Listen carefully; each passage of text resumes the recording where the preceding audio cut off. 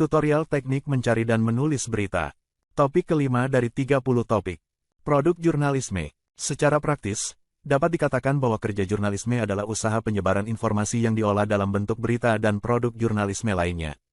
Dalam konteks ini, ada 3 hal yang menjadi kata kunci: informasi, penyusunan, dan penyebar luasan.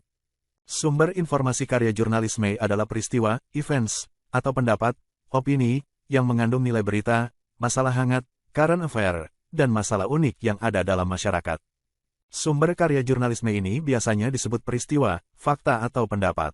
Pengolahan tentu saja meliputi serangkaian pekerjaan, mulai dari mencari, menemukan informasi, menemukan fakta yang bisa diulas, melakukan wawancara dan mencari data-data pendukung, menulis atau membuat laporan, menyunting, editing, dan sebagainya, baru kemudian diterbitkan, ditayangkan. Pengolahan sumber informasi melalui kerja jurnalisme ini akan menghasilkan karya jurnalisme. Produk jurnalisme terbagi dalam 2 bagian, yaitu berita dan opini, sudut pandang atau news dan views. Jadi, dalam setiap media, akan selalu ada news dan views dan tentu saja ada iklan. News atau berita adalah laporan peristiwa yang memiliki nilai berita, news value, antara lain magnitude, proximity, konflik, dan human interest. Berita bisa juga disebut informasi terbaru. Jenis-jenis tulisan news ini meliputi straight news dan feature news. Adapun views adalah pandangan atau pendapat mengenai suatu masalah atau peristiwa. Di media, views ini muncul dalam bentuk editorial, special article, kolom, dan fitur artikel. Adapun yang termasuk dalam kategori views adalah karikatur, pojok humor, dan surat pembaca. Dalam views ini, media memerlukan tulisan dari luar, seperti surat pembaca, press release, artikel, baik berupa kolom, opini, maupun fitur. Pertimbangan pemuatan sepenuhnya ada di tangan redaksi, penjaga rubrik, atau diputuskan hingga tingkat pemimpin redaksi. Tulisan dari luar akan diedit sesuai spes yang tersedia. Untuk press release, bisa saja menjadi bahan informasi untuk dikembangkan atau langsung dimuat dengan editing seperlunya.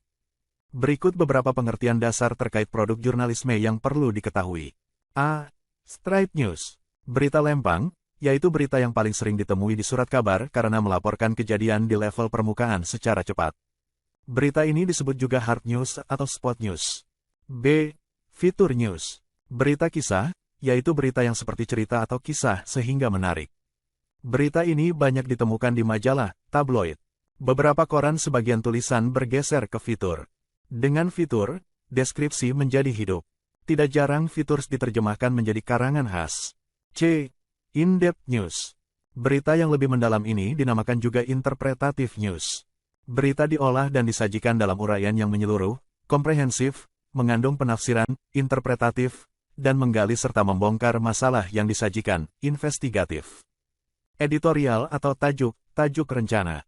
Opini yang berisi pendapat dan sikap resmi suatu media sebagai suatu institusi penerbitan terhadap persoalan aktual, fenomenal, atau kontroversial yang berkembang dalam masyarakat. Artikel, special article, opini, kolom, dan fitur. Tulisan lepas berisi opini seseorang yang mengupas masalah tertentu yang sifatnya aktual atau kontroversial. Tulisan tersebut bertujuan untuk memberitahu, informatif, memengaruhi dan meyakinkan, persuasif, argumentatif, atau menghibur halayak pembaca, rekreatif.